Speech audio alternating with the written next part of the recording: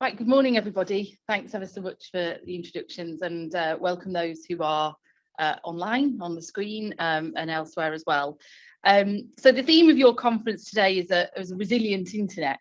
But I know many of you will also be wishing for a resilient government, which isn't quite what we've got at the moment. But you know, whatever else the internet age has brought us, I don't think anyone would have foreseen the live webcamming of a decaying lettuce being really Tim Berners-Lee's vision for the internet. But look, I mean, at least the new Secretary of State is still the new Secretary of State and not the old Secretary of State, which is what it could have been. And I'm sure we've all got lots of different opinions about the old Secretary of State, Nadine Dorries, but actually, to be fair to her, you know, she did do what others before her hadn't been able to do and really push through the online safety bill through most of its stages in Parliament. But jesting aside, in all seriousness, you can't have any kind of resilience, internet resilience or anything else without stability. And as I'll come on to say a bit later, we've seen that with the online safety bill in particular. It was due to pass its last stages in Parliament before the summer, and then again today it was supposed to have its last stages, but on both occasions it has been pulled. But before I get on to that, I did want to pick up on your bigger theme and some of Labour's current thinking around digital and tech and the internet, and namely how we fulfil the great promise of the digital age and make it work for everybody. Who benefits from the digital age, and what does resilience mean today? If we compare the online world today, where we were in 2006, when the first internet governance forums were launched, we've had wave after wave of technological and digital change. AI was science fiction, not living, breathing science fact. Smartphones, smart devices and smart homes were all twinkles in inventors' eyes. Social media was just being born. Video sharing platforms were in their infancy. Indeed, the World Wide Web itself was very much still young. The truth is that policymakers and legislators were facing this digital tsunami in rubber dinghies, with analogue regulation not fit for the digital age. The world is changing at breakneck speed and we can't paddle fast enough to keep up with it. The promise of the digital age was meant to break down barriers, spread and share knowledge, and join up the whole world with opportunities this presents. But in many ways, it's done the opposite. So far, the digital era has been marked by a concentration of power, data and influence in the hands of tech giants and the new monopolies, with huge power over what we buy, how we live, and indeed what we think. Automation working against the interests of workers. AI for the exam boards, not the students expecting fair outcomes in their results. Small businesses locked out of online marketplaces or quickly gobbled up by a bigger player. Creatives sometimes not receiving fair reward for their own content. The question before us then is, who benefits from the digital era? Will it live up to its promise to truly transform our economy, society, and our world, or will it further entrench existing inequalities? Or can we unlock the power and opportunity of the digital revolution in the interests of the many? Because a resilient internet draws that resilience from its users. So one of the questions Labour will be looking at over the coming period is how to make the tech and digital revolution work for society and the wider economy, and looking at the power balance between people and platforms. Regulation is at the heart of a resilient internet, fit for the future. And while some see regulation as a dirty word, most understand its power to set a clear direction, a clear level playing field, and to build confidence which can harness the power of the internet age for everybody. We will look to strengthen, not weaken, competition by regulating for growth. We want British businesses to win the global race for tech and digital technologies. But to win the race, players need to know the rules of the game and be playing on the same pitch. In the information age, where those with data wield the power, opening this up and having a clear framework for using data is an urgent task. We support the strengthening of the Digital Markets Unit and have called for government to bring forward this legislation. We want to see news publishers fairly rewarded by platforms for their work and want action across the platform economy to ensure creators are fairly remunerated. And beyond regulation and legislation, the promise of the digital age requires a digitally savvy and digitally connected society. A resilient internet is an internet open to everyone, where there are no barriers to connection and accessibility, whether physically or socially. Yet there are too many who are unable to access the online world for whatever reason, whether that's because digital infrastructure doesn't reach them, they can't afford to access the online world, or because they're digitally excluded for other reasons. Too many people, particularly, but not only in rural areas, can't get a decent internet or mobile connection. Not only is this not right, but it's also hampering our economic productivity. That whole swathes of this country can't take advantage of the opportunities of the digital age and the digital economy. And we need a more concerted action to get the excluded communities online. Whilst the government promised a £5 billion programme through Project Gigabit, a fraction of this has been committed, and rollout to areas which aren't commercially viable is still woefully slow. With the chaos we've seen over the last few years, we've no ministerial focus on rollout and ensuring that there is a joined up approach to getting cables in the ground. We are planning our own plans to boost rollout, but digital and telecommunications connectivity is about much more than cables in the ground, with developments such as industrial 5G and satellite internet. The UK's investment in applying these technologies lies significantly behind our OECD competitors.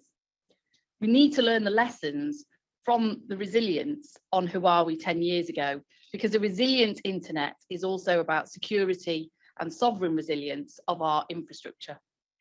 We want to see a national effort to boost connectivity across the telecom sphere. Even where connectivity exists, many can't afford to access it. Ofcom reports that nearly a third of households are having problems paying for their broadband, phone and streaming bills, double the number it was last year and highest since their records began. In a recent Lloyds Bank survey, a quarter of adults not using the internet in the past 3 months gave the reason it's too expensive. At the same time, 97% of eligible low-income families are currently missing out on a social tariff. Meanwhile, it's been reported that broadband prices could rise by a quarter, whilst firms are in line for a £1.7 billion windfall as a result of above inflation price rises. Broadband is the newest utility and essential for everyday life. It's not a luxury. The increasing cost of broadband is set to get worse as wholesale price caps were recently deregulated. Whilst ministers may not have foreseen the sky-high inflation we're now experiencing when they made the decision in 2019, they have given the green light for higher prices for consumers in the face of industry warnings. That's why I've recently called for a new approach with a 3-point plan to tackle the broadband cost of living crisis. I want to see a reversal of the wholesale price cap made in 2019. I also want Ofcom to review consumer protections, to take action against mid-term contract price rises and other hidden penalties. And I want a mandatory industry-wide social tariff fairly funded across industry so that low-income families can join the digital age. But digital exclusion is not just about affordability or connectivity, but also about those who don't have the skills or confidence to go online. The Fabian Society's recent excellent report on this issue showed that despite the pandemic pushing more people online, older people, people on low incomes and disabled people were all disproportionately prone to being offline or having limited digital capability and confidence. As Keir Starmer and others have said, spreading digital skills will be at the heart of the next Labour government's agenda. Perhaps the most pressing prism through which we must view those in whose interest the digital age serves relates to online safety and regulation of social media, something I know you're discussing today. Whilst it's not perfect, I've been a long-standing supporter of the online safety bill because bringing in a regulator with powers and broader regulation is so urgent to protecting people online and holding business models to account.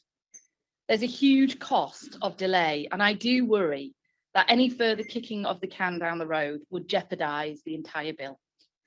In the 5 years since the bill was first promised, there have been almost 10,000 hate crimes committed online.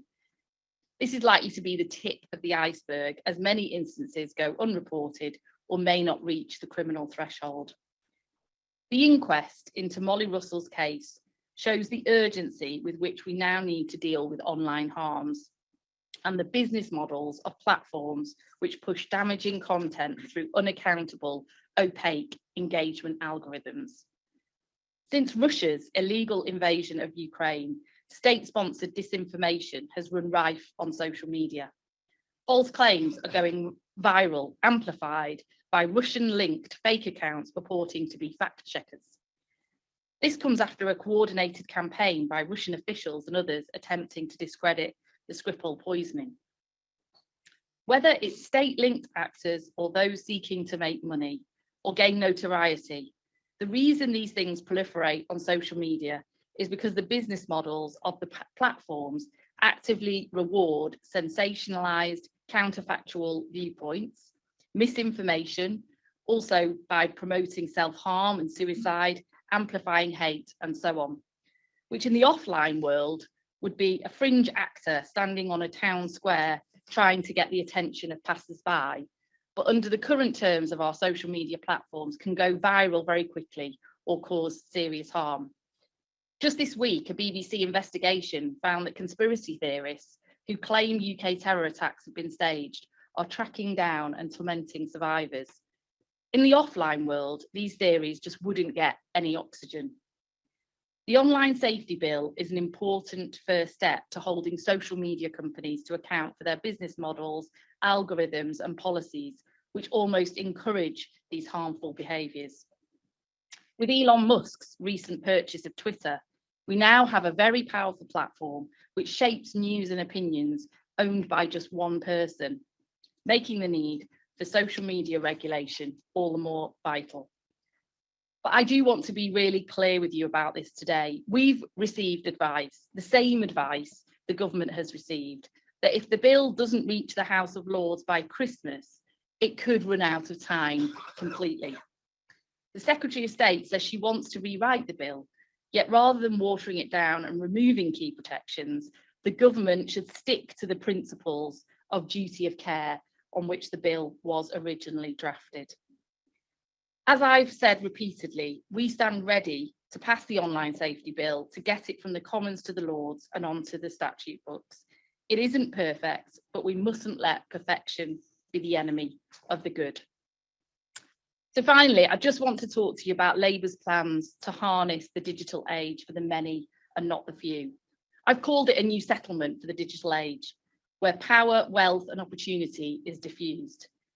As Harold Wilson once called on the country to harness the white heat of technology to work for everyone, the next Labour government will seek to harness the white light of the digital age to make the digital revolution work for all.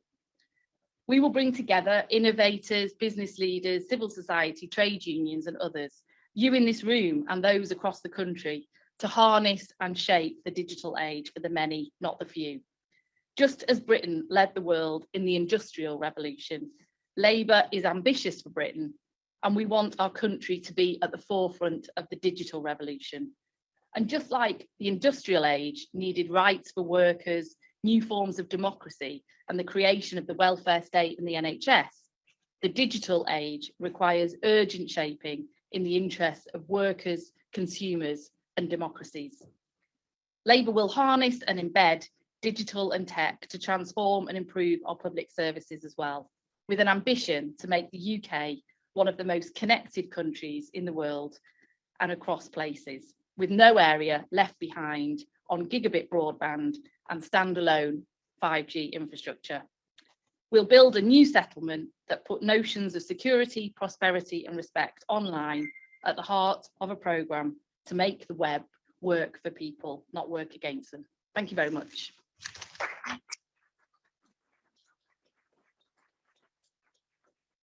Thank you so much, Lucy, for that fantastic speech. I think you've agreed to take some Q&A, so maybe if you take the seat here, I can help moderate that for you. I was just taking some notes during your speech, and I think it was really fascinating when you're talking about the sort of potential of technology. You've had unlocking the power, making technology fit for the future, setting a clear direction, strengthening, harnessing, helping the UK win the race. But also, I heard that you mentioned this concept of accountability. So I thought that was just quite interesting about how can we make regulation fit for purpose and balance these two sort of competing priorities. And I suppose maybe that's a question that I will sort of kick off with, is how do we balance innovation with this concept of accountability, which is really important, and as you mentioned, especially when we think about online safety, but also things like data protection, which we understand is also at some point in its parliamentary passage. So maybe we'll kick off with that, but also we'll be taking questions from the audience. So if you do want to ask a question, please raise your hand. And if you'd like to submit a question virtually, we have representatives in the room who will be able to speak on your behalf. So maybe we'll kick off with that question and then take anything else in the audience. Okay, thank you. Yeah, go easy on me. Don't make it too technical. I'm a politician, not a technocrat.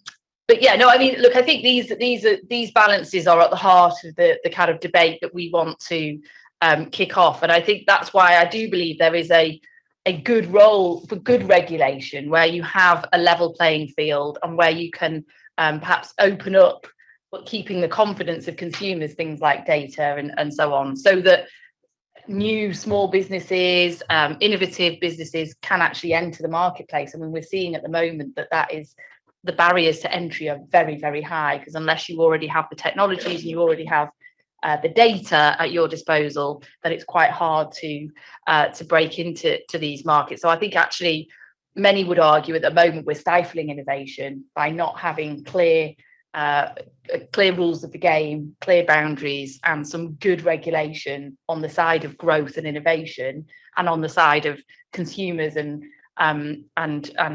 for public good, rather than just in the interest of those who already hold data or who already hold the technologies and the power of the platforms. And we're seeing that in many different walks of life, whether it's sort of small businesses having to find themselves on certain apps or charging quite a lot of money, they've got no alternative, or whether it comes to sort of workers and how their decisions around how they work are being made without any accountability, or consumers or democracies. I mean, we see it right across the pitch.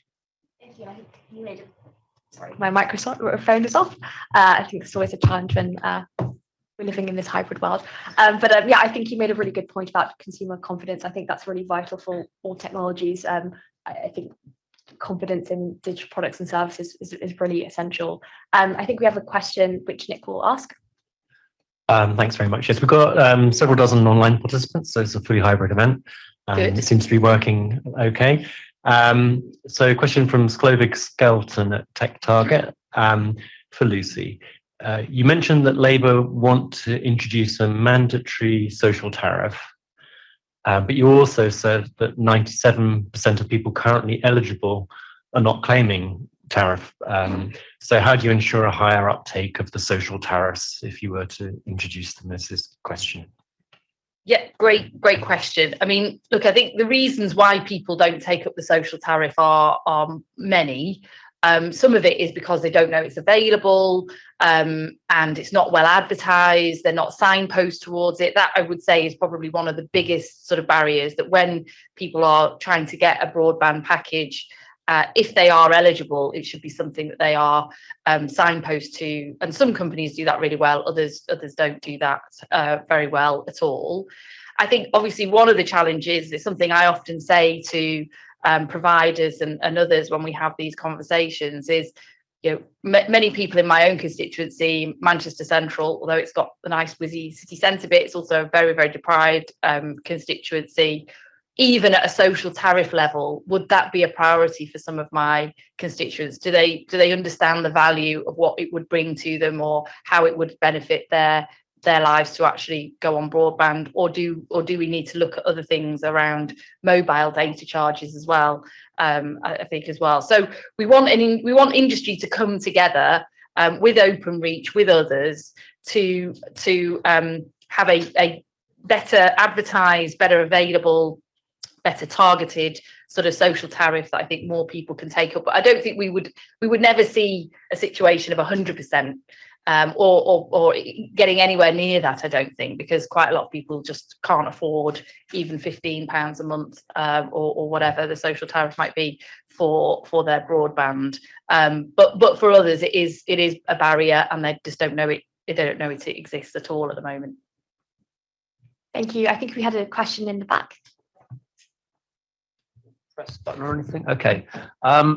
Yes, thanks very much. You talked about internet sovereignty. But the reality is that it's a very international thing. I mean, this is the UK IGF, but it's operating in a very international world. The vast majority of the big internet platforms are not based in this country. Most of them are based in another country. Short of something like the Great Firewall of China, what sort of plans do you have for strengthening UK internet sovereignty so that we can actually do some of the things that are sort of suggested in the online standards bill? Thank you. So what was your name? Philip Ingleson. Philip. Hi, Philip. Yeah, I don't think I used the phrase internet sovereignty. I think I was talking about technological sort of resilience as part of that. So I think there's a couple of different things in your question, but that maybe sort of speak to the same thing. I mean, one example I always give is, we invented the silicon chip in this country, but we didn't have Silicon Valley in this country, because we're very good at often at inventing the technologies and being at the vanguard of the latest technologies. We are not very good as a country at kind of using that to its best effect, or to then getting the kind of economic and business benefits that could bring, because we don't then get it out into the wider economy or turn it into successful businesses. So that's something that across the piece Labour is looking at, with Johnny Reynolds, the Shadow Business Secretary, and Rachel Reeves and others, about how we can, and we've got Jim O'Neill working with Labour on how we can ensure that we turn our best ideas into good long-standing sort of businesses. And I think that applies to the digital technologies as well as other technologies too. But then I think there's another question about sort of national resilience, and it's partly related. When you take the Huawei example, if 10, 12, 15 years ago we had properly co-invested in some of these technologies, as other countries do, partnerships of government and business coming together to say, these are the technological advances that are coming, can we make sure we've got the technologies, the inventions, the innovations, the businesses to really seize those opportunities in this country, in a public partnership kind of approach, which I think is what is necessary, then we wouldn't have found ourselves in the situation where we were so reliant on Huawei 5G technologies, which has now been, a great effort to sort of take out of the system. So I think it's important, not just for the economy, but for our national resilience, that we do have these sort of public-private partnership approaches to seizing the opportunities of the latest technology. So industrial 5G is another example that's often discussed, with me. When you look at what the UK invests in the opportunities of industrial 5G, it's around about £200 million a year as a country. We sort of invest in that. Germany at the moment are investing around £7 billion a year in industrial 5G. Now, there are lots of opportunities here. It's not just sort of backing one winner, if you like, but I think that gives you a sense of the sort of scale of the task that we're up against with other countries, and that's why we often find ourselves as the poor losers when it comes to really seizing the opportunities of new technologies and innovation. I think we had another question at the back of the room. Hi, yes, it's My name is Terry McCarthy. This is a question of the online safety bill. One of the main sticking points around this bill has been the legal but harmful argument, i.e., we need to do something more than just simply block illegal content. To block something that is difficult, and it seems that this is a very difficult question to answer, and so we sort of pushed it off into secondary legislation or to Ofcom. You think that's the right approach? And do you have a sort of solution for how we square the circle on this one? Yeah, I mean, you're right. This is definitely the most contentious part of the bill, and is the part of the bill that I think we're about to see quite substantially rewritten. So there will therefore be a question, although we want to get this through, like, have we got enough time to properly sort of scrutinise some of those significant changes? And then they're not new. These are issues that have been raised with the government over at least 2 years since they were first mooted. What I've consistently said in the House of Commons and to ministers and elsewhere is that I think if they stick to the original principles of impact and duty of care, rather than trying to police individual pieces of content, what is harmful but legal, and give Ofcom the powers to assess that, then I think they will get themselves out of some of this cul-de-sac they've got into around sort of free speech and some of these issues. So, for example, if you let's take the Molly Russell case as an example. Obviously, posting information online about how to commit suicide or other suicide prevention or suicide information is not in itself, and take aside that she's a teenager, she probably wasn't on the internet as a teenager, probably put a wrong age on there anyway, but let's just say she was 18 for the purposes of this discussion. The harmful aspect in the Molly Russell case was the way in which, firstly, she wasn't, if you're searching suicide, you would hope that you would get some other flags and signposts that would send you to the Samaritans and to other places, rather than take you directly to information on how to kill yourself and other people who kill themselves and that kind of thing. But then, obviously, with the engagement algorithms, what then happened was her timeline was just filled for days and days and days with other information that the algorithm decided she would find interesting because she'd searched and she'd been looking at suicide information. She was then overwhelmed with all this information around suicide and self-harm.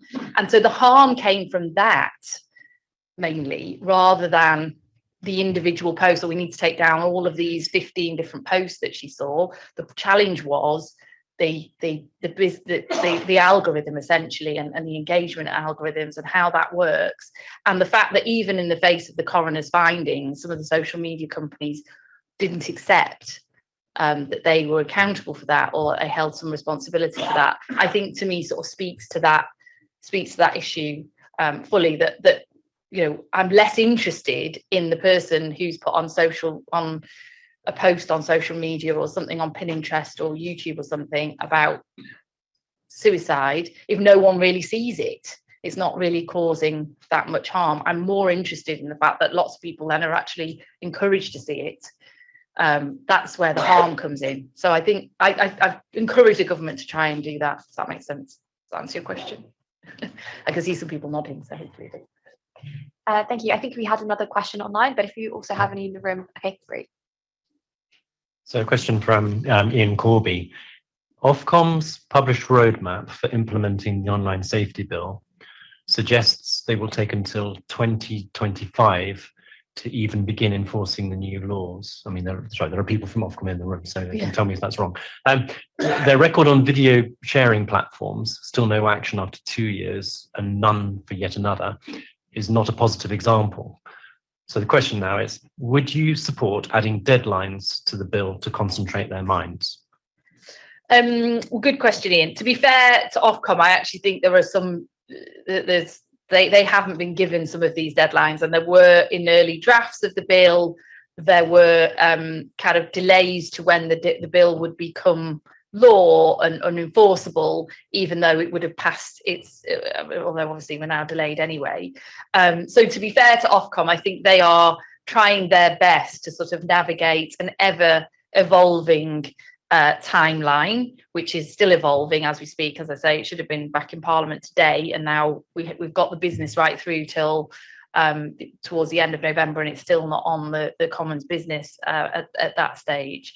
I've had a few conversations with Ofcom about their ability to be the regulator. I think two things I'd say. One is, I actually think we do regulation in this country pretty well, to be honest. I think we have good regulators who aren't trying to sort of seek the limelight. No one really, it's not a household name who the chief exec of Ofcom is, and I think that's a very good thing. There are other kind of sectors where that wouldn't be the case, where there would be a sort of household name. I think we do it very well. So I've got confidence in Ofcom. I think they are recruiting quickly, and they're setting things in place. But they're doing it around an ever-changing deadline. And then the only other thing I would say is that I would have given Ofcom more powers. I think there aren't enough sanctions, there aren't enough tools in the armoury of Ofcom to actually do some of the jobs that we're asking them to do. And that's some of the things we've been pressing as the bill's been passing through Parliament. So hopefully people in Ofcom like my answer anyway. Thank you. I think we had a question over there, and then two online and another in the room. So maybe that will be, if we'll see for time, but maybe those will be the first. So I'll hand over to you first. Hi, thank you. Good morning. My name's Andrew Campling. I'm a consultant in the tech industry, but also chair of governors at a school. You probably know that schools in the UK are required to have effective content filtering in operation in the schools. Some of the current developments underway in the internet standards community would potentially bypass that content filtering, and equally bypass content filtering for parental controls in homes, so would make it easier for children to access sort of suicide related content, for example. Part of the issue is that although the IGF embraces the sort of multi agency sort of model, that's not really the case in the sort of tech standards arena. The sort of next meeting of the standards body coincidentally is in London next week. The tech sector is extremely well represented in that body. Very few civil society groups are involved, very few governments are involved, although in fairness, the UK is one of the very few exceptions in that. It will be fantastic to see the UK government get other governments to engage, and other civil society groups and so on, so that the effect of things like encryption that bypasses content filtering was actually thought about, and maybe the approach was taken. So I'd just be interested to get your view on, if dare I say it, politicians and others actually getting more involved in the nitty-gritty, actually in the technical development, so that the direction of travel isn't harmful. Yeah, no, that sounds really good. I don't really know about that body or those some of those issues, but I think this is where things do need to be brought out into the public sphere a bit more, and you need to have that accountability so that we all understand, as parents, consumers, teachers, or as governments, what certain technologies or devices can or can't do, and what they're supposed to be doing.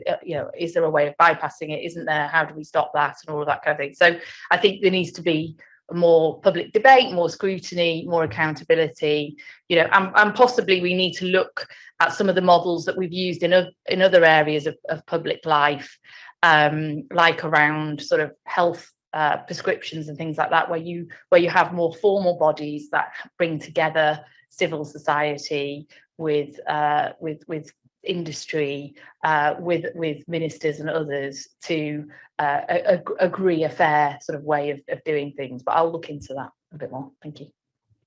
Thanks. I think we have, if we go to Nick for one virtual, then I'll go back into the room and then back to you, Nick. Thanks, Danny.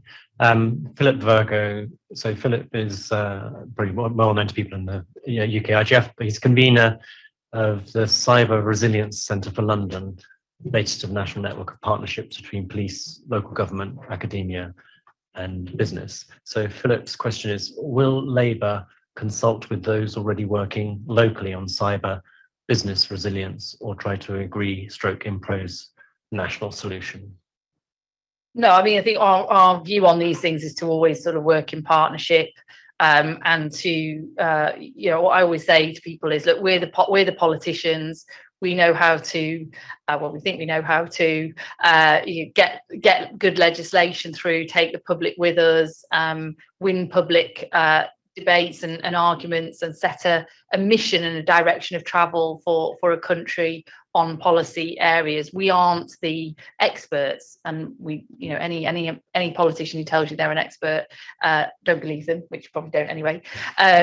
But so, you know, we rely very much on a sort of partnership approach. Cyber security and resilience is one of those things that's sort of partly shared. Was quite a lot shared with the Home Office team, and it's something that myself and Yvette Cooper discuss pretty regularly as well. So no, Philip, if you're an expert, you can expect a call at some point. Thank you. And in the room. Hi there. Thank you, Lucy, for your words. Glenn Tarman from Full Fact. I wanted to take us back to the online safety bill. I know we've got a session shortly. There's wide concern across civil society that the bill we'll see reappear will not be one that will tackle harm in the way it should. And on our side, because we deal with mis and disinformation, we're concerned as well that the protections for freedom of expression won't be strengthened either. And we don't believe that the two are incompatible, frankly. No. And so we could and should see a much better bill come forward. We suspect we won't. So I just wondered, from Labour's stance, what you'll be looking out for, whether there is the prospect of the Lords and the House of Commons actually strengthening the bill. The government have been very resistant to change all the way through, as we've seen. And we know we won't get what would be really good regulation, and it'll take a while to go through. But is Labour considering also then what comes next? If we get a bill that won't be perfect, that won't be doing everything, will this be a continued agenda for Labour? We're coming up to an election. There'll be all kinds of debate about what may happen next, or what's emerging from the weaknesses of the regime. Thank you. Well, it undoubtedly is a continuing agenda. I mean, one of the early criticisms I had with the bill was I didn't think it was future-proofed enough in terms of the new technologies, you know, developments in the metasphere, for example, and things like that. We're already finding difficulties with issues around regulation of AI and virtual reality, and all of those things that are already not going to be really covered by a bill that was first conceived of 5 years ago, before TikTok, before we were on TikTok, let alone everything else. So, you know, it's undoubtedly, I think, you know, an evolving piece. In terms of, you know, I agree with you. The bill is not one that I would have drafted in the same way, and not one that I would have given the same emphasis in places and more emphasis in others. And I certainly would have had more sanctions available and more powers available to the regulator to open up, scrutinise, and to for criminal as well as financial sanctions where necessary. But I think that the most important thing at the moment is to get a regulator set up and to get them doing the job as far and as well as they can do it under the powers of the current bill, and from there I think gaps will emerge even more clearly and so on as that happens. I do think the bill, obviously the government are going to come back with, especially on the legal but harmful section, they're undoubtedly going to come back with quite a big rewrite on that. You might know more than me on that, but I think they're probably going to come back with some kind of opt-out or opt-in type thing on that. But it will then have to go through the House of Lords. And that's where changes are made to bills, really. That the government don't concede in the Commons, they don't need to, they've got a large majority. And the committee system, they did concede a few things, to be fair, at committee stage, but nothing substantive, but some things.